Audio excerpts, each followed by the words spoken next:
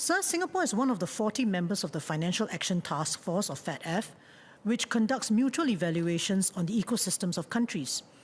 The most recent mutual evaluation by FATF on Singapore was done 8 years ago in 2016, with the next one due next year.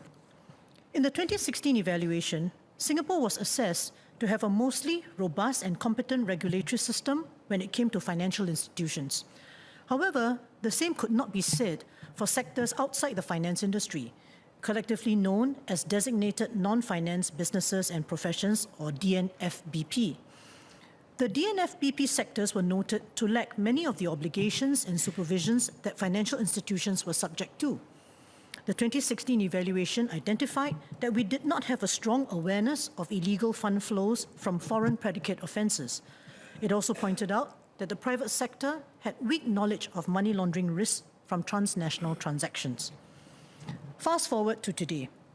Singapore just published its own Money Laundering National Risk Assessment, or MLR-NRA report.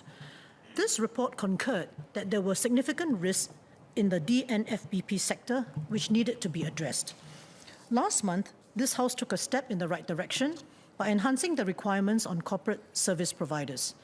Other private sector industries, such as real estate and luxury retail, have rightly been identified as needing to be stepped up too. To illustrate, we just need to look at the recent $3 billion money laundering case. The money launderers had managed to channel their ill-gotten gains into Singapore with the purpose of washing them through items of tremendously high value.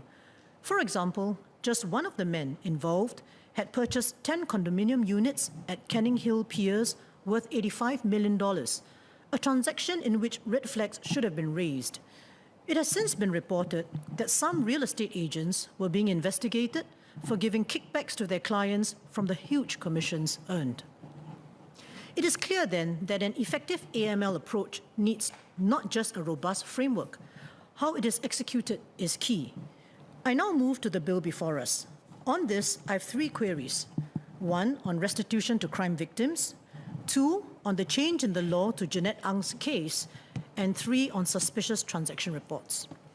First, on restitution to crime victims. In the government's recent paper, National Asset Recovery Strategy 2024, it was stated that the strategy had 4 operational pillars. I was pleased to note that under Pillar 3, the strategy aims to, and I quote, deliver maximum recovery of assets for forfeiture and restitution to victims, unquote. The paper affirmed that Singapore adopted a victim-centric approach towards asset recovery. I agree that where offenders have profited at the expense of victims, then the assets purchased using such fruits of crime should rightfully be delivered to these victims. I therefore welcome the provisions such as clauses 7 and 14 of the bill, which will help ensure that the value of seized assets is preserved. One challenge regarding delivering restitution to victims is that money laundering is typically transnational in nature. The victims of crime are often located in other countries. In the Asset Recovery Strategy report, it was stated that in the 5.5-year period between January 2019 and June 2024, authorities here seized about $6 billion in assets. Out of this, the majority of $4.6 billion is still tied up in ongoing investigations and court cases. This leaves about $1.4 billion freed up to make restitution, out of which $416 million, or less than 1/3, has been returned to victims. During the parliamentary sitting in July, I had asked whether it would be too late for victims to make claims after a Singapore court had already forfeited the assets. MHA had indicated that it would still be open to foreign parties to make requests for mutual legal assistance, or MLA, even after the court had made forfeiture orders. For us to assess whether the MLA route is meaningful for victims, could the ministry confirm how many countries have filed MLA requests with Singapore in the last 2 years, and which 3 countries have filed the most MLA requests? Next, I move on to the change in the law arising from Jeanette Ang's case. I have a query on the change in Clause 11. Clause 11 will amend the law set out in the 2011 High Court case of Ang, Jeanette and Public Prosecutor to make it easier for the prosecution to prove certain money laundering offences. Let me summarize why. In Jeanette Ang's case, the High Court had ruled that to prove that an accused had committed money laundering, the prosecution needed to show that the monies in the accused's accounts came from criminal conduct. Clause 11 would remove this requirement.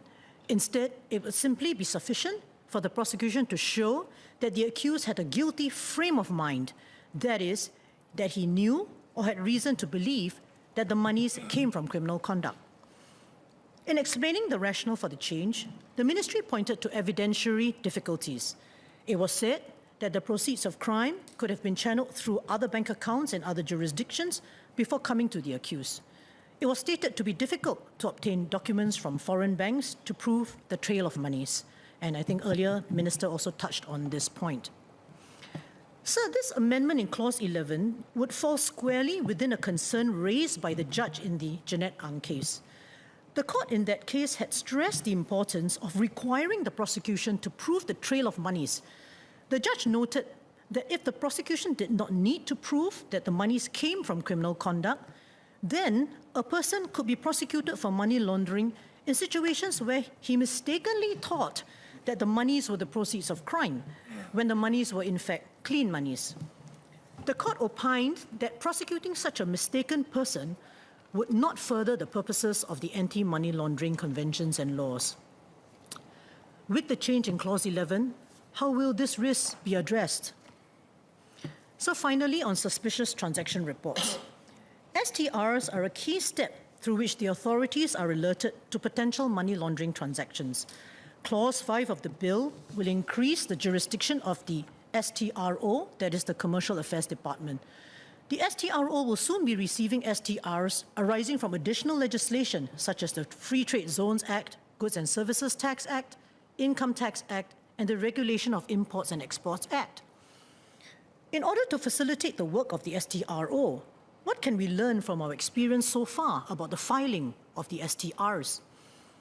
In answer to a parliamentary question I filed in January last year, the Minister for Home Affairs revealed that the CAD received an average of 37,000 STRs each year from 2019 to 2021, or about 102 reports daily. I believe the numbers are much higher today, a point that Ms. Fumiha alluded to earlier. So what is concerning is that of the STRs filed in those 2 years, 2019 to 2021, the Minister reported that only 20% of them resulted in or supported investigations eventually. Does that mean that the other 80% were found to be of low quality and not actionable? Similarly, when it came to digital payment tokens or DPTs, a similar trend is being observed. According to our Money Laundering National Risk Assessment report this year, a majority of the STRs relating to DPTs did not point to any specific offence. So all this suggests a possible wastage of investigative resources to look into unactionable STRs. It may also suggest that the STRs are being filed defensively to avoid possible trouble down the road. Being unclear about the threshold that warrants the filing of an STR harks back to the earlier concerns expressed by FATF about the level of private sector knowledge in Singapore regarding AML risks. What is being done to promote a deeper understanding of what STRs should contain? Ms. Sylvia Lim, Mr. Wee, and Mr. Tan asked about the processes to enhance data sharing and sense-making by the Suspicion Transaction Reporting Office, or STRO. To Mr. Tan's question on whether STRs were filed for the recent money laundering case, financial institutions and other companies had indeed filed STRs. Police had looked into these alerts, as I shared in my ministerial statement last year. Where possible offences are detected, STRO disseminates financial intelligence to law enforcement agencies or regulators for further investigations and appropriate actions. In response to Mr. Tan and Mr. Leong's queries, supervisory follow-ups and investigations have been conducted against deregulated entities and individuals relevant to the recent money laundering case. The amendments will allow STRO to develop richer financial intelligence. STRO regularly engages gatekeepers and their regulators to discuss ways to enhance the quality of STRs filed and the efficiency of the processes. The amendments will further enhance upstream detection by allowing regulators to access the STRs filed by their regulated entities. This is already the case for regulators such as MAS, MinLaw, and the Gambling Regulatory Authority. After the bill is passed, other prescribed regulators such as the Accounting and Corporate Regulatory Authority and the Council for Estate Agencies will also have such access. The amendments do not change the existing process of how entities like the banks handle assets after filing an STR. The STRO is not an approving authority. There is also no obligation for filers to withhold transactions unless, of course, they assess the risk to be unacceptable. Likewise, any tipping off or disclosure of information relating to the filing of STRs continues to be an offence under Section 57 of the CDSA.